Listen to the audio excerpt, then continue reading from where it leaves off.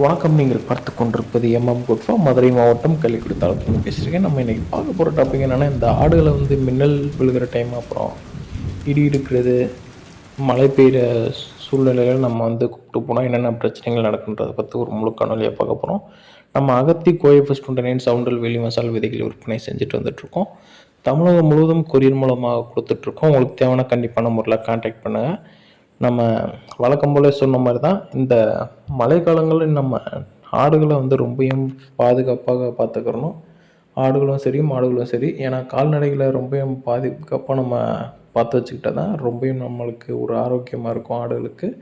அதுவும் இல்லாமல் எந்த விதமான நோய்களும் வராமல் இருக்கும். நம்ம முன்கூட்டியே தடுப்பூசிகள் போட்டு வச்சுக்கணும். இந்த கால்நடைகளை பொறுத்த வரைக்கும் பிபிஆர், அப்புறம் வாய்க்கான கால்கணன்றாங்க, எஃப்எம்டின்னு சொல்லலாம். அந்த ஊசிலாம் போட்டு வச்சுக்கிட்டோம்னா ரொம்பவும் நல்லது. ஏன்னா நோய்கள் பரவாமல் இருக்கும். குறிப்பாக தடுப்பூசி போட்டோம்னா நம்மளுக்கு எந்த விதமான நோய்களும் பரவாது. அதனால் இந்த மாதிரி பிரச்சனைகளை நம்ம சந்திக்க நேரிடும். அதுக்காண்டி தான் நம்ம தடுப்பூசி போட சொல்கிறோம். நம்ம ஒரு அவேர்னஸ் வீடியோவாகவே போட்டிருந்தோம்.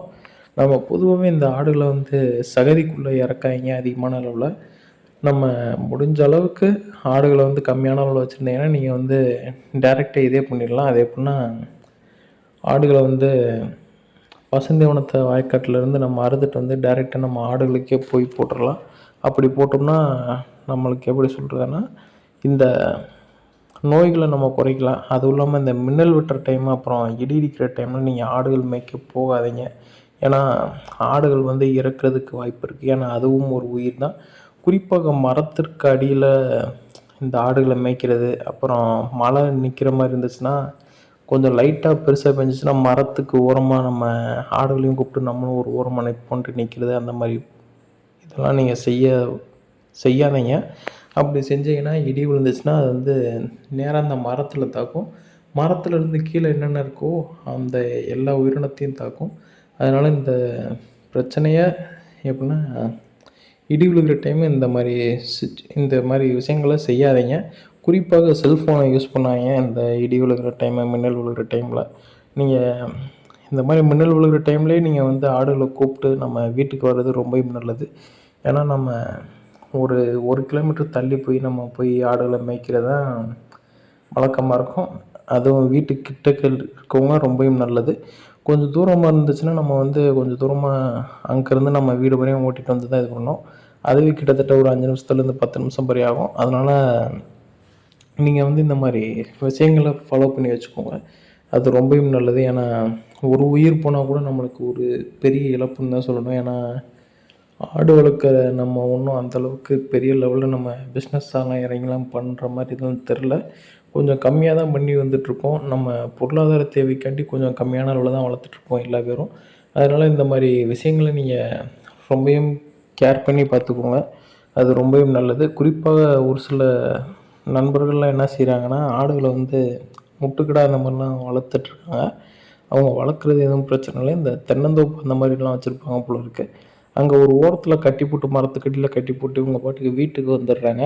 அது நல்லது இல்லை. ஏன்னா இன்றைய காலகட்டங்களில் மழை பெஞ்சாலும் சரி, இல்லாட்டி ஆடு வெறிச்சு எங்கிட்டு ஓடி போனாலும் சரி, திருடர்களும் அதிகமாக இருக்காங்க. அதுவும் இல்லாமல் இந்த மழை, மின்னல் இதுவும் அதிகமான அளவில் இருக்குது. அதனால் இந்த மாதிரி சூழ்நிலையை மட்டும் தவிர்த்துவாங்க. ரொம்ப நல்லது. குறிப்பாக தீபாவளி வந்துட்டுருக்கு. தீபாவளிக்கு விலைகள் எல்லாமே நல்லா போகும்னு நம்புகிறோம். பார்ப்போம் எந்த அளவுக்கு போகுதுன்னு தெரில. நம்மளுக்கும் ஒரு 5 கிடா குட்டிகள் இருக்குது. செம்பறி ஆட்டு கிடா குட்டிகள். உங்களுக்கு தேவைன்னா கண்டிப்பாக நம்பரில் கான்டாக்ட் பண்ணுங்கள். நம்ம நம்பர் வந்து டிஸ்கிரிப்ஷனில் இருக்கும். அதுவும் இல்லாமல் நீங்கள் டைரெக்டாக வந்து நேரில் வந்து பார்த்து பிடிச்சிருந்தா மட்டும் எடுத்துகிட்டு போகலாம். எந்த விதமான இதுவும் கிடையாது. நம்மளால் டிரான்ஸ்போர்ட்டு வசதி மட்டும் செஞ்சு தர முடியாது. நீங்கள் நேரில் வந்து பார்த்து பொருள் பிடிச்சிருந்துச்சுன்னா எடுத்துகிட்டு போய்க்கலாம். அதுவும் இல்லாமல் எப்படி சொல்கிறதுனா, இந்த மழைக்காலங்களில் தான் நோய்கள் அதிகமான அளவில் இருக்கும். ஆனால் ஆடுகளுடைய விலைகள்லாம் ரொம்பவும் கம்மியாக தான் இருக்கும். கம்மியாக கொடுக்குறாங்களேன்னு சொல்லிட்டு நீங்கள் ஆடுகளெல்லாம் வாங்கி போட்டுறாதீங்க. ஏன்னா ரொம்பவும் சிரமப்படணும். ஏன்னா மழைக்காலம், நம்மளுக்கு பசுந்தீவனமும் வச்சுருக்க மாட்டோம். இந்த உலர் தீவனம், காஞ்ச சோளநாற்று, கடலைக்கொடி, அப்புறம் சைலேஜ் அப்படி இப்படின்னுவாங்க, அந்த தீவனமும் வச்சுருக்க மாட்டோம். கான்சன்ட்ரேட் ஃபீடும் நம்ம இனிமேல் தான் வாங்கி போடணும். அப்படின்றபோது ஆடுகள் வந்து இந்த மழை காலங்களில் ஆடுகள் வந்து உடல் எடை கூடுறது ரொம்பவும் ஒரு சிரமமான விஷயமாக தான் இருக்கும். பொதுவாகவே அதனுடைய பாடி டெம்பரேச்சரை மெயின்டைன் பண்ணுறதுலேயே அதனுடைய செயல்கள், அதாவது எப்புடின்னா, நம்ம என்னதான் ஹை கிளாஸில் புரோட்டீனான உள்ள சாப்பாடாக கொடுத்தாலும் சரி, இந்த ஆடுகள் வந்து இந்த மழை சீசன் அப்புறம் இந்த மாதிரி குளிர்காலத்தில் மட்டும் இந்த மாதிரி விஷயங்களை செஞ்சுக்கிறோம். நம்ம எப்படி உயிர் வாழ்கிறதுக்கு நம்மளுடைய எப்படி சொல்கிறதுன்னு தெரில, நம்ம வந்து எப்படி உயிர் வாழ்கிறதுக்கு இந்த கூலிங்கான டைமில் நம்மளுக்கு வந்து வெது வெதுப்பாக ஆக்கி வச்சுருப்போம். பாடி அப்படி ஹீட்டான டெம்பரேச்சர் ஆக்கி வச்சுருப்போம். இதற்கு மட்டும்தான் இதனுடைய சாப்பாடுகள், செரிமானத்தன்மைகள் எல்லாமே யூஸ் ஆகுது. அதுவும் இல்லாமல் வெயிட் ஏறும், ரொம்பவும் கம்மியான அளவில் ஏறும். ஒரு மாதத்துக்கு ஒரு 2 கிலோ இல்லாட்டி 1.5 கிலோ அந்த மாதிரி தான், ரொம்பவும் கம்மியான அளவில் தான் ஏறும். ஏன்னா நம்ம முன்கூட்டியே சொன்ன மாதிரி தான், இது கால பருவநிலை மாற்றத்துக்கு ஏற்ற மாதிரி அதனுடைய தட்பவெப்பத்தை அதனுடைய உடல் வெளியில் வந்து காப்பாற்றிக்கிட்டு, அதனால் இந்த மாதிரி பிரச்சனைகள், இந்த மாதிரி விஷயங்கள் அதை வந்து செயல்படுத்தும் ஆடுகள் வந்து குறிப்பாக இந்த கொசுக்கள் தொல்லைனாலையும் இதாக இருக்கும். ஏன்னா கொசுக்கள் வந்து கடிக்கிறது ஃபுல்லாமே ரத்தத்தை தான் உறிஞ்சு குடிக்குது. ஆடுகளுடைய ரத்தத்தையும் சரி, அப்புறம் மாட்டினுடைய ரத்தத்தையும் சரி, மனுஷ ரத்தத்தையும் சரி. இப்படி ரத்தத்தை உரியும் போது என்ன செய்யுதுன்னா, ஆடுகள் வந்து வெயிட்டு குறையிறதுக்கான வாய்ப்புகள் இருக்குது. அதுவே மாடுகள் இருந்துச்சுன்னா மாடுகளுடைய பால் கறவைத்திறன் ரொம்ப கம்மியாகுது. அதனால நம்ம வந்து கொசுபத்தி அப்படி இல்லாட்டி வேப்ப இலைகள், காஞ்ச இலைகளை கொளுத்தி வச்சுட்டு அப்படியே ஒரு சாம்பிராணி புகை போட்டு விட்டோம்னா ரொம்ப நல்லது. குறிப்பாக இந்த கொசுக்கள் வந்து ஒழியும். ஆடுகள் வளர்க்குற இடத்துல சுற்றி எப்படின்னா, நீங்கள் வந்து தண்ணியை தேங்க விடாதீங்க. அப்படி தண்ணியை தேங்க விட்டிங்கன்னா கொசு உருவாகிறதுக்கான வாய்ப்புகள் அதிகமான அளவில் இருக்குது. அதுவும் இல்லாமல் சேரும் சகதியமாக பக்கத்துலேயே வச்சுறாதீங்க. கொஞ்சம் ஆடுகள் இருக்க பக்கத்தில் மட்டும் நல்ல ஒரு மேட்டு பங்கான இடத்துல வைங்க. அது ரொம்பவும் நல்லது. உங்களுக்கு சந்தேகம் எதுவும் இருந்துச்சுன்னா ஆடுகளை பற்றி நீங்கள் கண்டிப்பான முறையில் கமெண்ட் பாக்ஸில் தெரிவிக்கலாம். நம்ம அதையே ஒரு கான்செப்டாக எடுத்து போடலான்ட்டு இருக்கோம். அதுவும் இல்லாமல் நீங்கள் பண்ணைகள் வச்சுருந்தீங்கன்னா, உங்கள் பண்ணையை ஒரு விளம்பரம் மாதிரி செய்யணும்னா நம்ம நம்பருக்கு கான்டாக்ட் பண்ணுங்கள். நம்ம இலவசமாகவே பண்ணித்தரோம். நம்ம சுற்று வட்டார பகுதியில் ரொம்பவும் நெருங்கிய பகுதினா அந்த மாதிரி இலவசமாகவே பண்ணித்தருவோம். கொஞ்சம் தூரமாக இருந்துச்சுன்னா நம்ம வந்து இந்த பெட்ரோல் காசுக்கு மட்டும் வாங்கிக்கிற மாதிரி இருக்கும்.